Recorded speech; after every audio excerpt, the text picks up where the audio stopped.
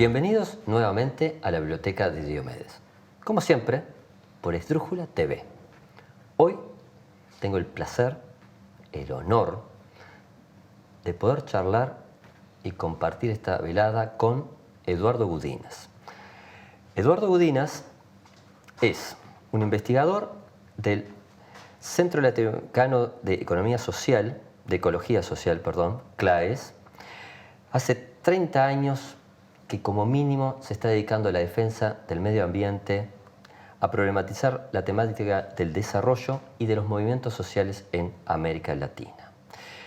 Ha acompañado los procesos constituyentes en el Ecuador en el 2007, ahora en Chile.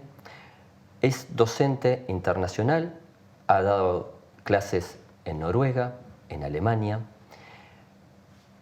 Tiene publicados decenas de trabajos y hoy la invitación es a tratar de acercarnos a un concepto clave: necropolítica. Don Eduardo.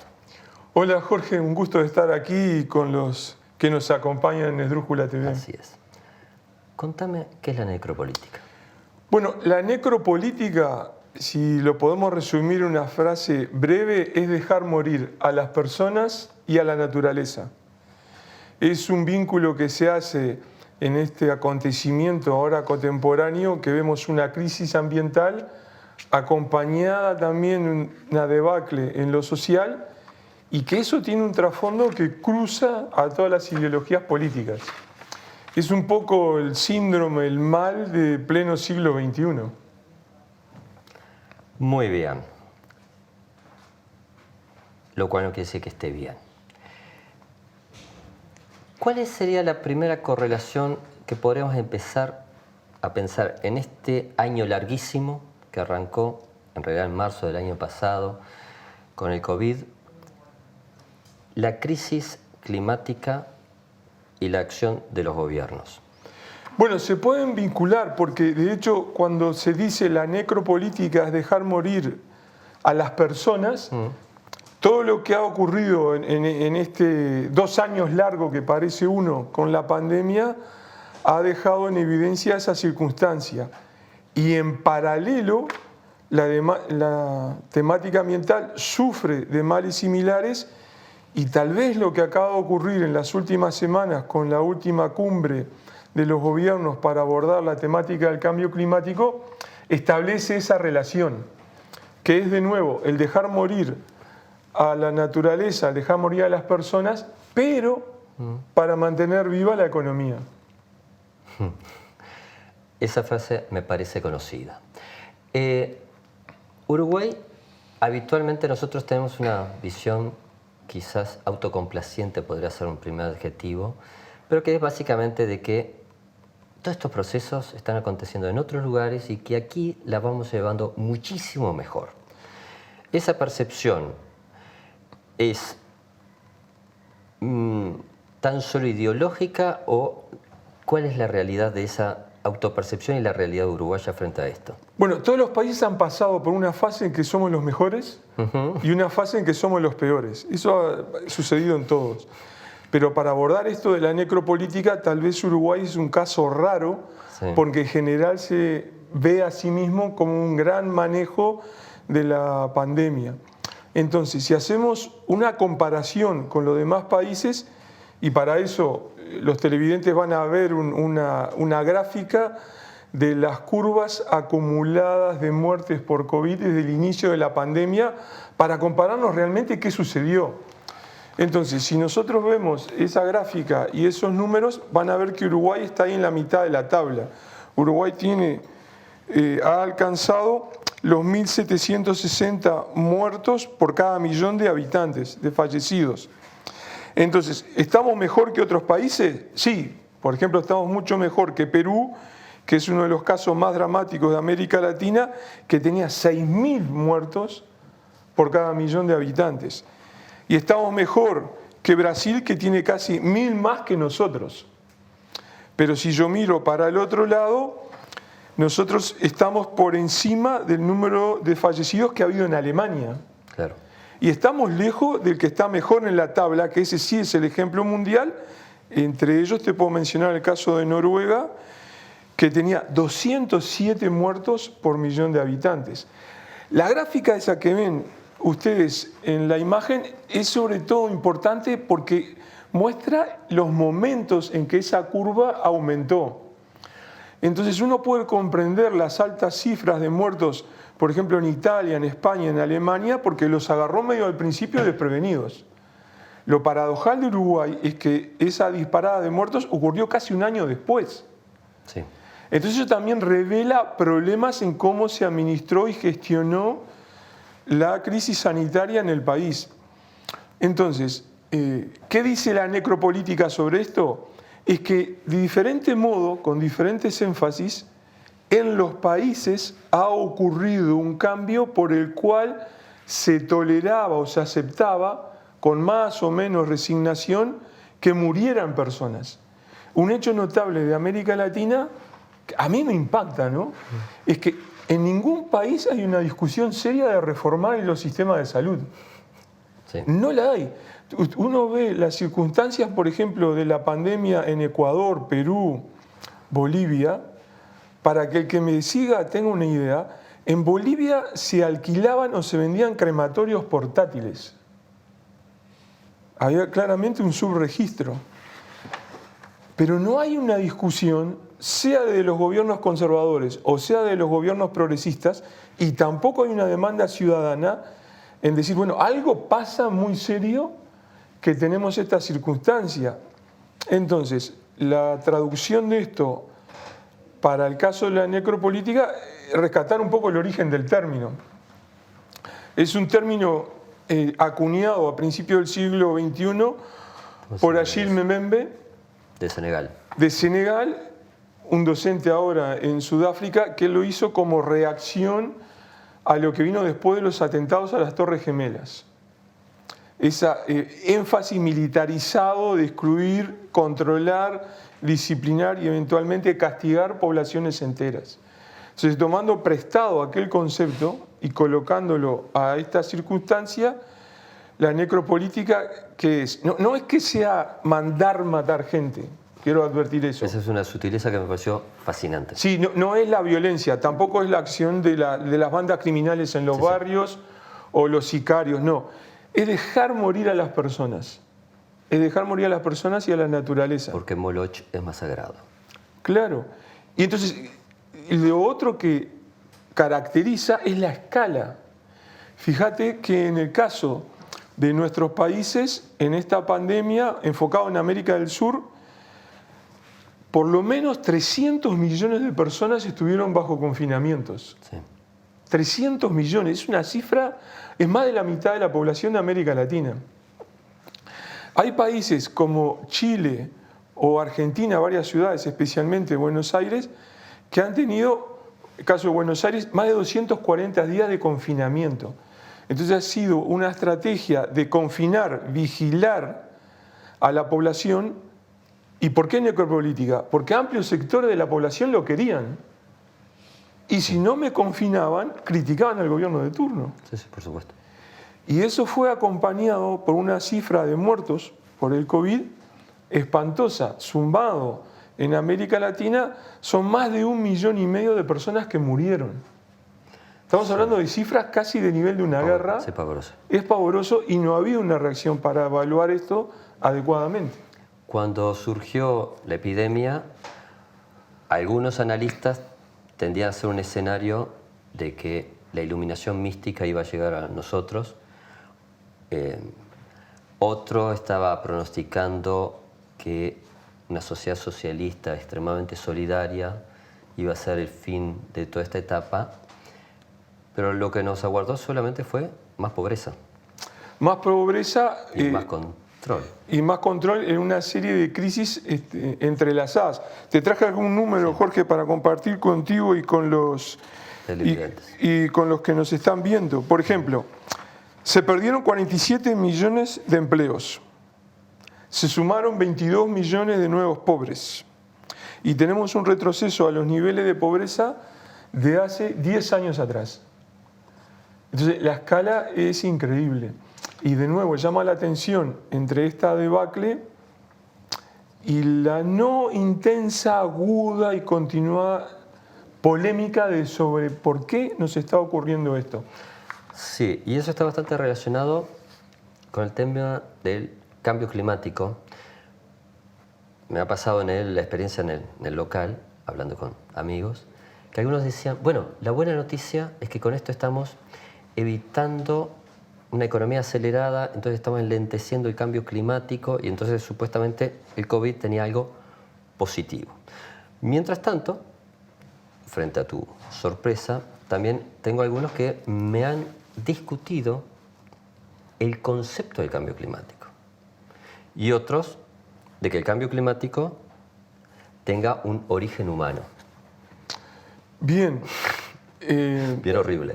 Claro, pero vamos a separarlos tanto. Sí, por eso mismo. Vamos a separarlos tanto. Por un lado tenemos el cambio climático como expresión de esta necropolítica, y en paralelo tenemos una discusión sobre si el cambio climático o cualquier otra debacle ecológica es real o es un invento con alguna intencionalidad o económica o política o cultural. Entonces, para hacerlo breve, les traje otra gráfica para compartir. Entonces comencemos por la primera, que es el cambio en la temperatura promedio del planeta. Entonces, si yo tomo la temperatura promedio del planeta, que es 15 grados, sí, la temperatura con la cual funciona este organismo, el planeta Tierra, y en esa gráfica ustedes van a poder ver desde el año 0, los últimos 2 años, los registros que hay bajo diferentes fuentes. Entonces ven que ha subido un poquito de 0, después bajó de ese 0 de referencia a los 15 grados, y van a ver que a partir de la revolución industrial, especialmente con la implantación y difusión de los motores que utilizaban carbón, sí, van a ver que la temperatura planetaria se dispara. Bien. Y ahora, al día de ayer, estamos en 1.3 grados más alto que el promedio de los últimos 2000 años. Y entonces, ¿qué hay detrás de esto? Detrás de esto están los gases invernaderos. El más conocido para todos es el dióxido de carbono, esa fórmula del liceo que era el CO2. Entonces, de nuevo, te traje para compartir con ustedes noticias bien fresquitas para este boletín. Y son los 3 que crecen en forma exponencial a partir de 1800. A partir sobre todo de 1850, pero por ejemplo, al día de ayer, antes de que nosotros tuviéramos este programa, había 416 partes por millón de dióxido de carbono. 416. Antes de la revolución industrial había 275. Bien. Entonces, esa es la explosión que ha habido. Y ahí están los 3 hermanos.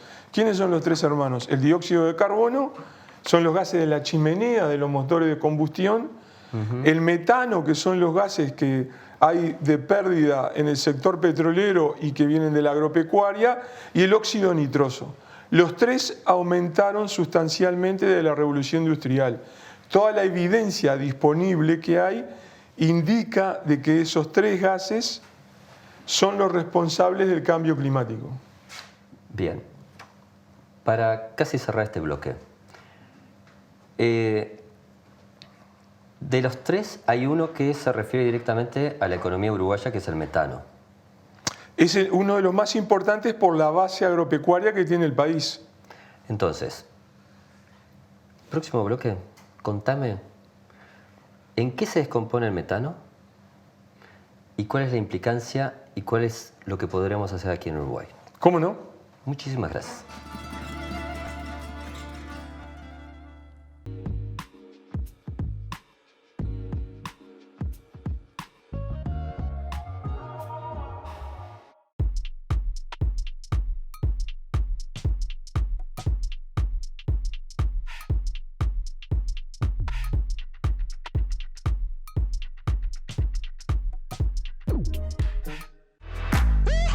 Muebles Da Vinci, fabricación de living nacional, trabajos a medida, gran variedad de telas a tu elección.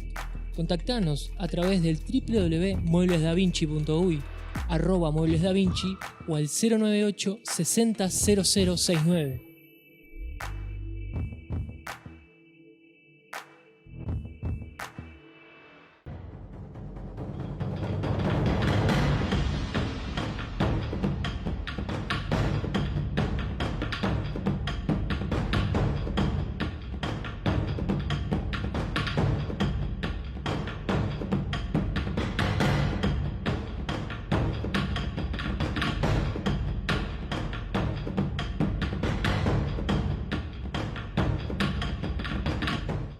A partir del 7 de octubre y todos los jueves a las 21 horas, los invito a cruzar el puente por la pantalla de Esdrújula TV.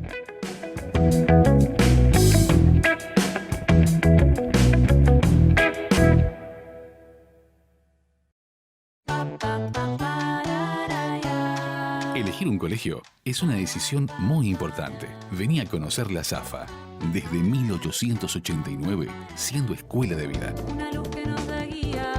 Inicial, primaria, ciclo básico, bachillerato, todas las orientaciones. Colegio y liceo Sagrada Familia. Avenida del Libertador 1960, zafaguada.edu.uy.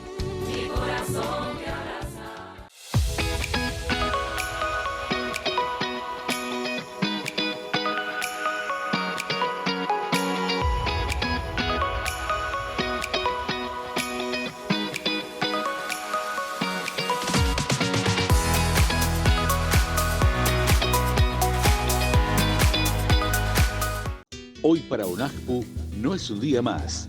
Hoy, jubilados y pensionistas con su voto reafirmaron el camino por mejor calidad de vida en defensa de una seguridad social digna e inclusiva. Gracias. UNAJPU, Organización Nacional de Asociaciones de Jubilados y Pensionistas del Uruguay.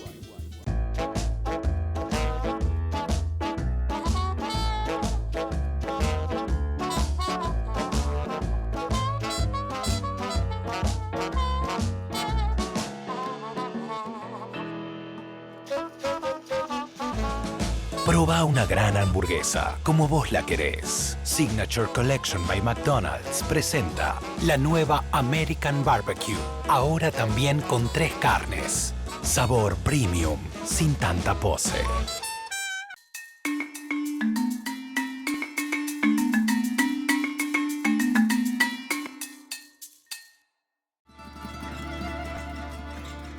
Entonces, hay una cierta correlación, andame corrigiendo, de la emisión del metano con el tipo de ganadería que está utilizando Uruguay en estos momentos. Sí, no es solo ganadería, también está vinculado más los cultivos de arroz, a cierto tipo de agricultura, a cierto tipo de manejo de los suelos y de los bosques. Y de los residuos de residuos, por ejemplo, que son los vertederos municipales. Ahí está. Y fugas que pueda tener, por ejemplo, la refinería o la planta de procesamiento de supergas, por ejemplo, y así sucesivamente. Entonces, ahí esos son los orígenes. Entonces, en las emisiones de gases invernadero, lo primero que hay que hacer es no negarlas.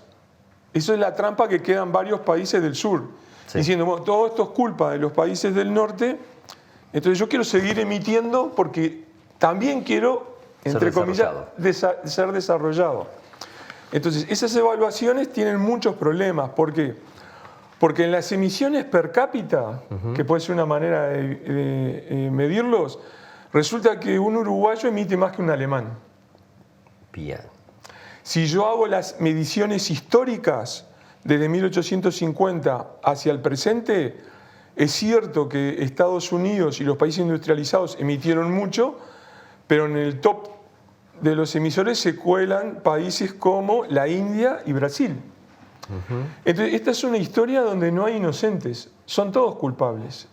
El último argumento de decir yo emito muy poquito, como el caso de Uruguay, tampoco es válido porque aún el 0.01% acumula en el total. Entonces decir yo no emito o emito poquito o lo que emito igual quiero seguirlo haciendo, no es válido para este momento de esta crisis planetaria. Dicho esto, pasando a un segundo paso, hay que ver cuáles emisiones son legitimables, cuáles emisiones son necesarias y cuáles emisiones son de la opulencia. Entonces, una cosa es tener, por ejemplo, ganadería para la producción de alimentos, en una ganadería vinculada a lo orgánico, a lo pastoril, y otra cosa es tener un motor de combustión interna en un auto de lujo que quema decenas de litros para llevar un solo pasajero. Entonces, esa es la discusión que hay que llevar para hacerla con madurez. ¿Cuáles emisiones son consideradas legítimas y cuáles no? ¿De qué tipo de motor estamos hablando, cuál es su uso y así sucesivamente.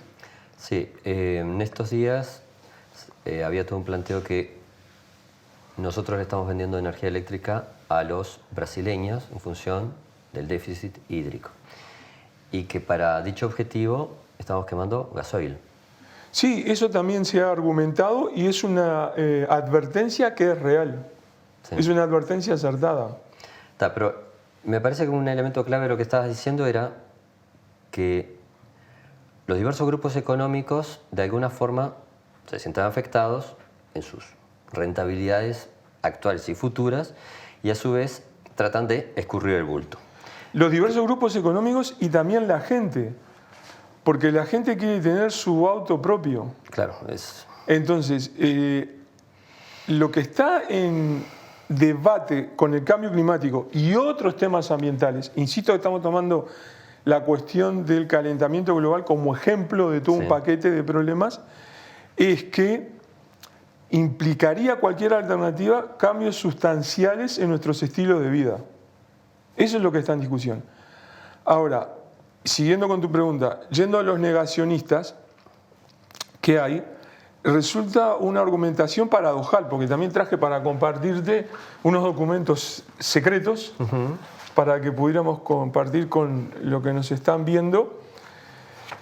El primero de ellos es un memo del año 1965. 65. Está el presidente Johnson en Estados Unidos, plena guerra de Vietnam, y el Instituto del Petróleo de Estados Unidos, su director ejecutivo, o sea, que viene de la rama empresarial, reconoce en un memo interno de que existe el cambio climático y que este es un problema. Entonces, vamos a relatar un poco lo que van a ver ahí ustedes en la pantalla. Dice que va a haber consecuencias catastróficas. Decía en 1965, nos estamos quedando sin tiempo. Tiramos gases a la atmósfera que a este ritmo en el 2000 el balance creará cambios en el clima global. Eso lo decían en 1965. ¿Cómo se descubrió todo esto? Las compañías petroleras hicieron desaparecer todos esos documentos. Desaparecieron. Entonces había un grupo de personas que entró a hurgar en las sucursales perdidas en pueblitos, por ejemplo, de Estados Unidos. Y si la memoria no me falla, apareció en Wyoming. Alguien dejó en un archivo de la petrolera el documento y lo rescató. Es un proceso tan inmoral y patético como el de las tabacaleras. Exactamente. Y les traje otro. El siguiente es un informe confidencial. Ustedes van a ver en la pantalla que dice en un extremo arriba confidencial. Es de Shell, para ir al ejemplo europeo, de 1980.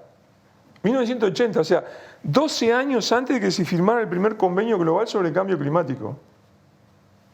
12 años antes. Donde en este memo se admite el crecimiento de dióxido de carbono a un 15%, y en 1980 predecían de que el aumento de la temperatura iba a ser de 1.3 a 3 grados.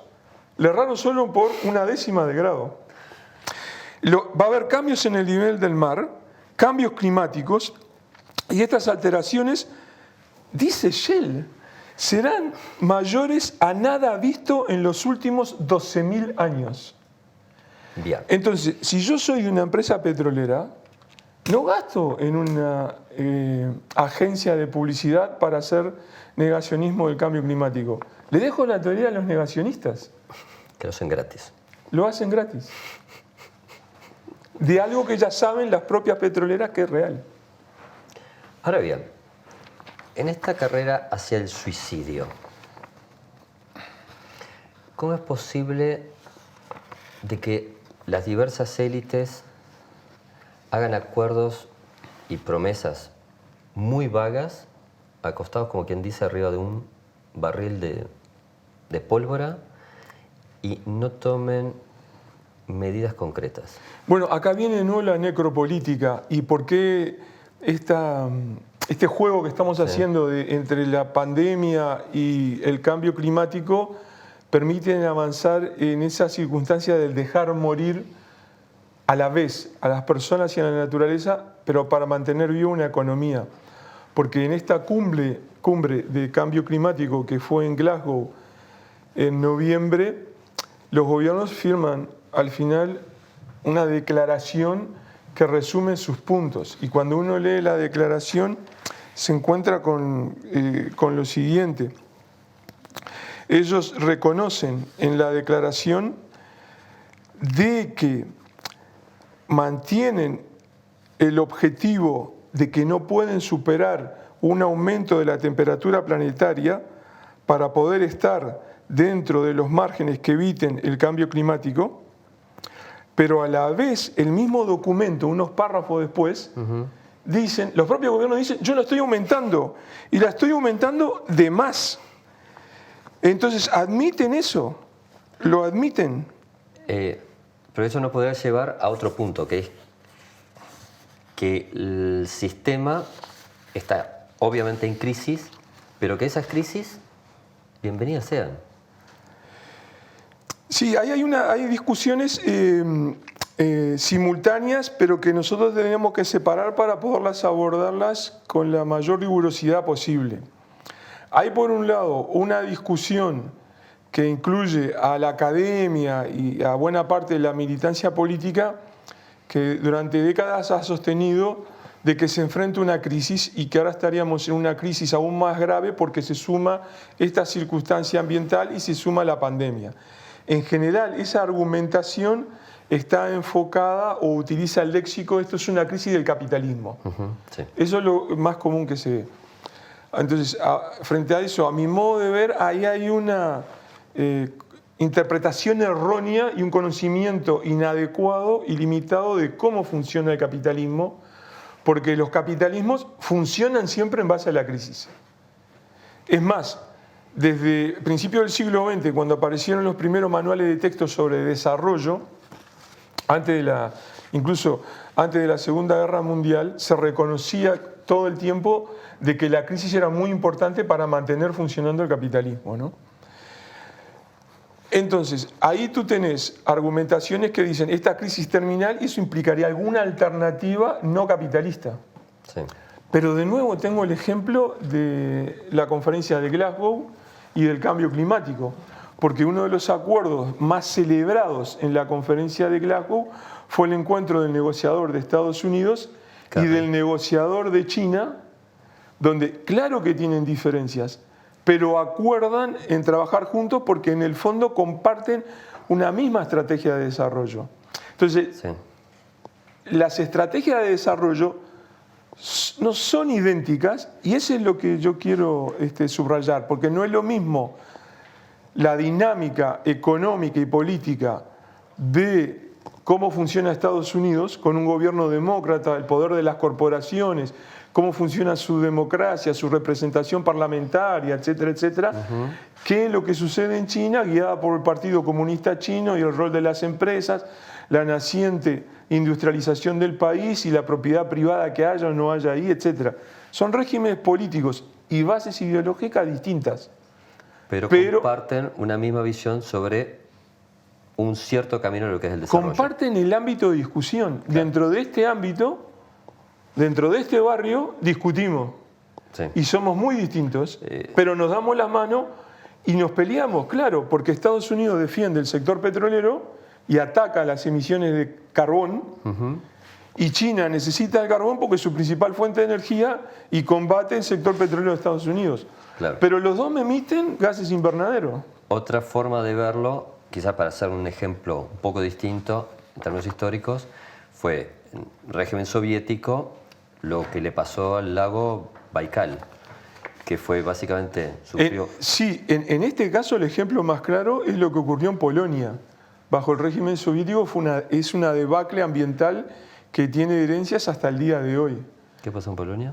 Por ejemplo, por la minería de carbón, la expoliación territorial, la contaminación y lo que llaman los pasivos ambientales, que eso queda hasta el día de hoy. Entonces, el cambio de discusión es que discuten entre ellos, y ahí trajimos para compartir también con los oyentes algunas imágenes más. Por ejemplo, la carátula del periódico especializado en finanzas, el Financial Times, diciendo hay que cambiar el capitalismo, hay que resetear el capitalismo. y otra más reciente de Klaus Schwab, el presidente del Foro Económico de Davos, que se celebra todos los años en Suiza, que viene insistiendo hace unos 3 años por lo menos en que es tiempo de resetear el capitalismo. Entonces, cuando uno observa esa discusión, el debate entre ellos es muy intenso.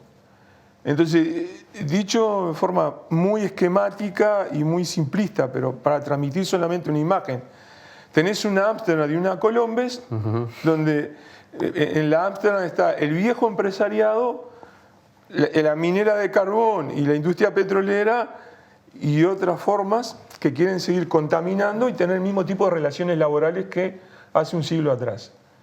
Y en la tribuna de enfrente hay otro que dice, no, estos fulanos nos van a llevar a la crisis planetaria en serio, nos van a arrastrar y tenemos que hacer algunos cambios sin modificar la esencia, el caracú de cómo funciona esto. Y ahí es donde aparece la necropolítica, porque me están obligando a optar entre 2 formas de desarrollo. Ambas pavorosas. Pavorosas, solo que una va a ritmo más lento y la otra va a ir a ritmo más vertiginoso. Bien, y todo eso también nos lleva a problematizar los bonos a veces para la economía verde. El término economía verde es, de nuevo, es un eslogan muy grande. Hay mucha cosa adentro. Claro, pero que el sistema corporativo habría incluido una estrategia para hacer rentable la problematización del clima. Lo vemos en el siguiente bloque. Brillante.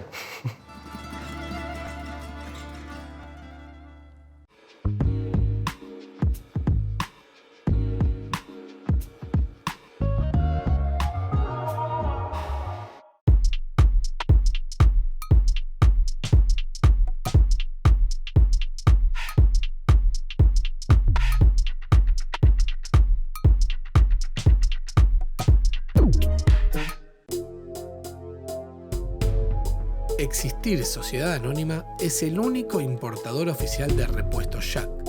Trabaja tranquilo con repuestos originales y visítanos en nuestra nueva planta de la Ruta 1, kilómetro 28500.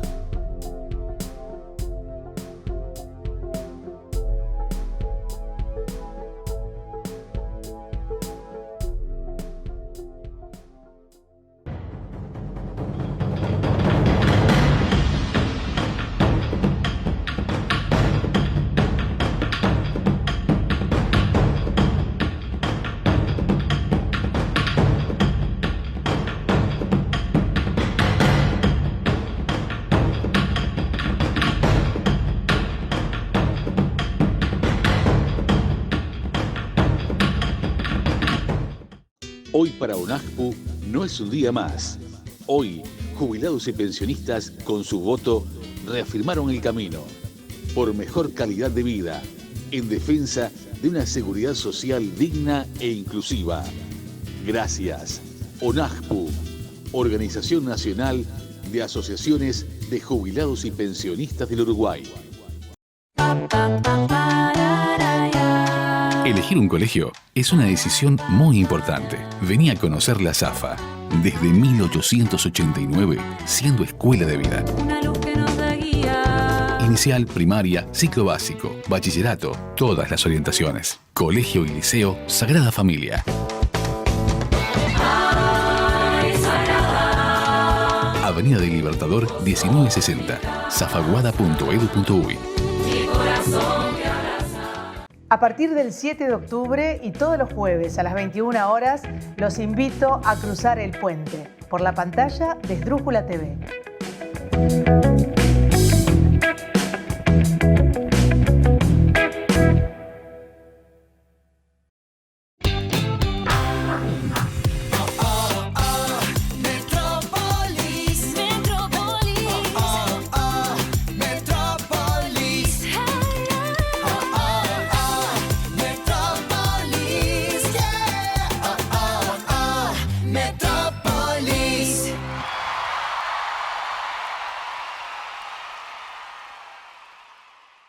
Es un placer para nosotros, el Consejo Directivo de Uruguay Histórico Channel, hacerles llegar nuestros más sentidos deseos de abundancia, felicidad, prosperidad, amistad, alegría.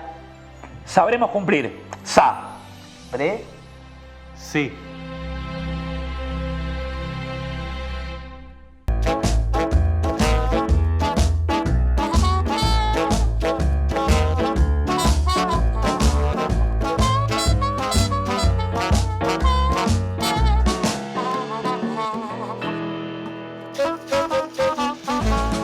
Proba una gran hamburguesa, como vos la querés. Signature Collection by McDonald's presenta la nueva American Barbecue, ahora también con 3 carnes. Sabor premium, sin tanta pose.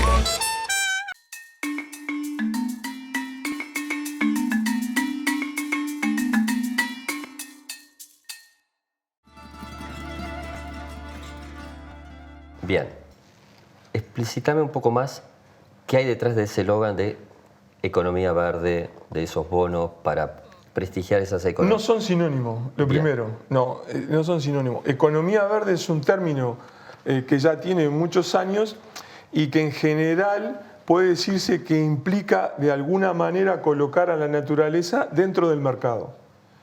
Eso se puede hacer bajo 2 vías. Una vía es otorgarle valores de mercado, un precio, a lo que en el lenguaje económico ellos llamarían bienes o servicios ambientales. Entonces va a tener un precio el monte de Espinillo de una sierra de Uruguay y va a tener un valor económico la generación de agua que discurre desde la cuesta de Aedo hacia el río Tacuarembó. El otro procedimiento es, y en paralelo van de la mano, otorgar derechos de propiedad a recursos naturales, al agua, a las ballenas, que se discutía años atrás, y así sucesivamente. Dentro de esa gran temática hay varios subtemas, entre ellos hay algunos que tienen que ver con monetarizar medidas de acción para atacar el cambio climático. Pero no son ni las principales, aunque siempre aparecen en la prensa. ¿Por qué? Porque detrás de ellos, si se instalan, habría un mercado enorme para vender esos bonos. Entonces, la lógica de esto es, si yo tengo una fábrica, pongamos, en Francia, y emite tantas toneladas de carbono, tendría que plantar un bosque aquí en el sur que captara ese mismo equivalente de carbonos. Podría ser uno de los esquemas que se utilizan. De todas maneras, eso ustedes observen que no implica necesariamente reducir emisiones para muchos sectores. Por ejemplo, los que habíamos hablado de la agricultura, fugas, etc. Ahora, esas posturas han sido fuertemente opuestas desde la sociedad civil y desde los países del sur por otras razones. Por ejemplo, uno de los más grandes opositores a estos ocurrió en los países del Mercosur, Brasil y los países andinos hace ya varios años atrás, porque en la visión de ellos consideraban que de alguna manera los países industrializados les iban a imponer ciertos mecanismos de captación de dinero a costa de funcionalidades ambientales. Ahora, para hacer la discusión más complicada, por otro lado, también tenemos que entender que si hay un consumidor en Francia que quiere comer un alimento sano, ¿por qué le vas a meter a prepo un alimento que venga contaminado desde el otro lado del planeta?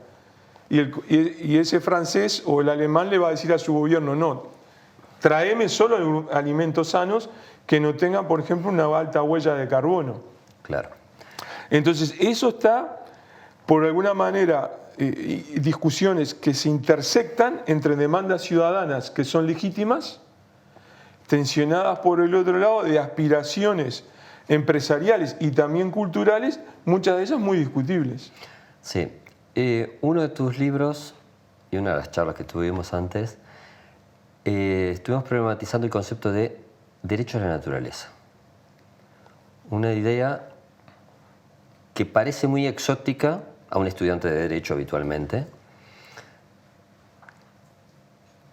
que nos saca totalmente de esa racionalidad perversa de ponerle precio a todo.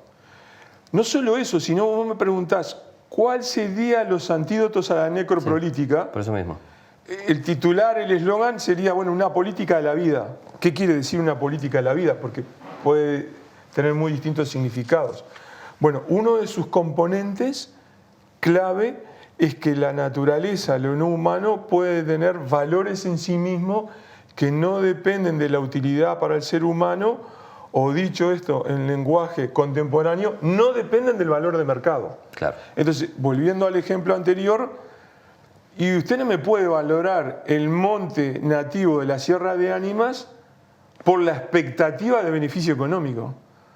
Porque el monte de la Sierra de Ánimas, con los árboles y desde sus arañas hasta sus aves, tiene un valor en sí mismo que no depende de esa utilidad de mercado. Entonces, esos son derechos de la naturaleza. Sí, que de alguna forma yo lo estaba asociando porque cuando uno ve estas gráficas aterradoras y la irresponsabilidad de las élites y de alguna forma la complicidad de todos nosotros, la desesperación es si hay otro escenario.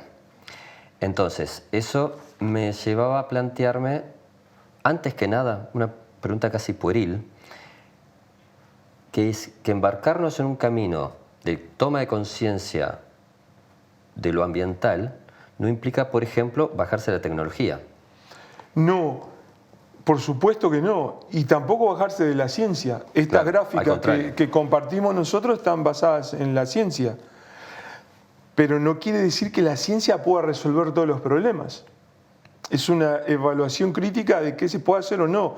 Entonces yo prefiero una ciencia que está asociada a, por ejemplo, cómo hacer una agricultura que me pueda hacer un control biológico de las plagas y que no dependa de los químicos, porque me mata la vida y además me genera cambio climático y me brinda un alimento de peor calidad. Entonces, no es ni contra la ciencia.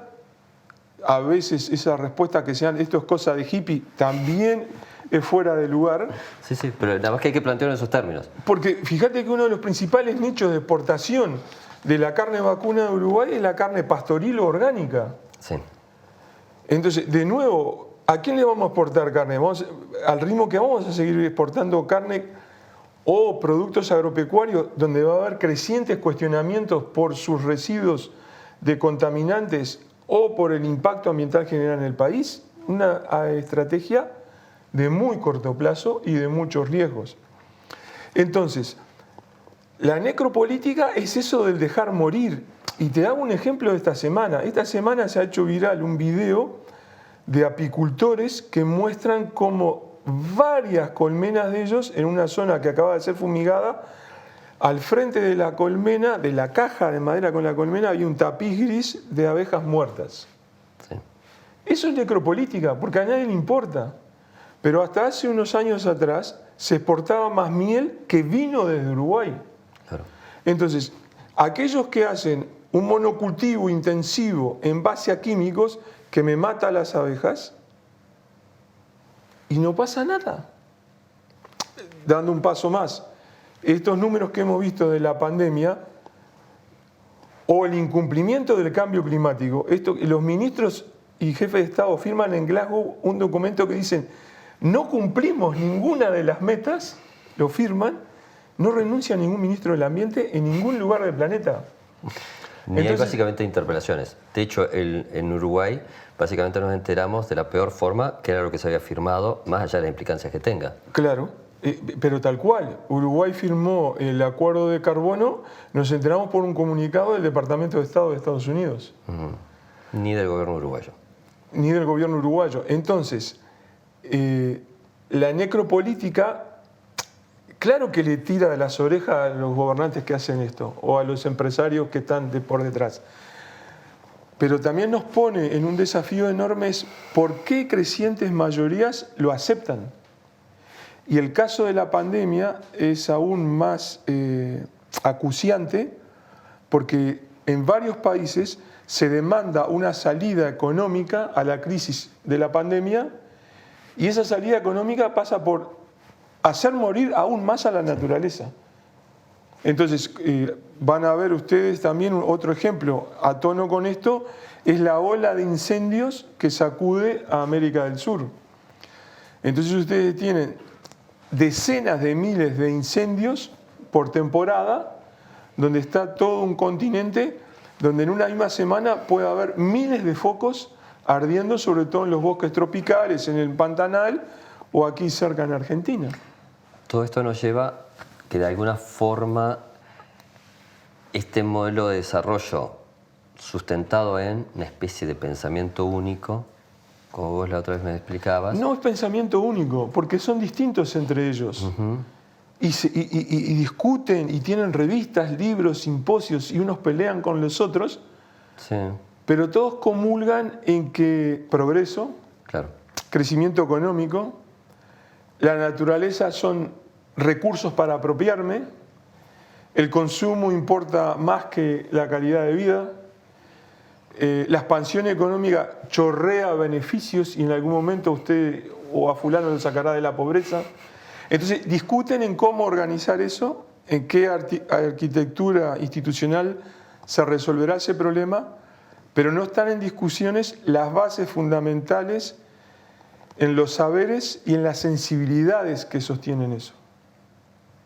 Claro, y se te van erosionando las capacidades para pensar otros caminos y Sí. tener otras decisiones, incluso hasta morales o éticas, frente a esto. La reflexión de la necropolítica lleva un acento más en poniendo el dedo en una llaga. Es por qué mucha gente acepta y naturaliza, por ejemplo, el dejar morir. ¿Por qué acepta y naturaliza esa imagen que ustedes habrán visto de gran parte de América del Sur incendiándose? Entonces, aquí esto cala en un plano más profundo en que las cualidades que hacen algo aceptable o inaceptable, bueno o malo, o la angustia ante la injusticia, se diluyen. Entonces hay una reflexión más reciente que pone el énfasis en que la necropolítica de alguna manera expresaría una nueva forma de opresión más sutil, pero más grave, es que te recorta y te hace desaparecer opciones morales para sublevarte ante esta circunstancia de violencia, muerte, enfermedad, etc. Desaparecen. Pero igual sigue habiendo caminos distintos. Ante ellos están esas alternativas que emergen todo el tiempo en todos nuestros países, en todos los lugares. Esas formas de entender el desarrollo constantemente las están bloqueando y lo primero que te dicen, eso es económicamente inviable. O eso sería una traba al desarrollo. O eso es de hippies. Claro, por eso te plantea el tema. O hacen la lectura superficial de la política. Eso es propio de los conservadores o eso es propio de un radicalismo de izquierda. Entonces, constantemente están apareciendo esas alternativas. Desde esta historia que yo relataba, por ejemplo, para el caso uruguayo de las abejas, por ejemplo, una discusión que tengo regularmente en Uruguay, dice, desde muchos sectores se dice, necesitamos más indicadores de la contaminación ambiental en el medio rural. Y yo les respondo, no necesitan más, pregunten a las abejas. En el lugar donde las abejas están muriendo es que hay un problema serio. No, pero las ovejas tomaban el agua de los ríos y morían. O ganado que muere por agua contaminada. Claro, pero eso es casi impensable si uno lo piensa algunas décadas. O sea, quiere decir que... Exacto. Me resulta, yo nací en el interior, eso hubiese sido una noticia atroz. Y ahora no. 60. Ahora prácticamente pasó desapercibido, de que bueno, la gente entendió de que el ganado no tenía que llegar al río, no tenía que llegar a esa cañada, porque obviamente estaba contaminada. Sí, y si multiplicamos esto en los otros países, que hay situaciones aún peores, tenés circunstancias como en Brasil, en Colombia, donde por ejemplo los que protestan por ese tipo de cosas son agredidos, los golpean o los matan directamente. Son unos niveles de violencia mucho más altos. Y ahí se han naturalizado también, porque no cae ningún ministro ni hay grandes debates populares por un constante enfrentamiento y que hay muertes de los líderes ciudadanos que defienden el ambiente, el territorio y así sucesivamente. Más que muchas gracias. En síntesis, situación realmente crítica, sí hay caminos que pasan por la toma de conciencia, sí, por la cultura, sí, asumiendo de que la cultura nos va a hacer libres y que nos va a garantizar un mundo un poco mejor que este y que radicalmente lo va a existir. Don Eduardo, muchísimas gracias por este honor. Bueno, por lo que gracias a ti. enseñaste. Muchas gracias. Nos vemos la próxima semana.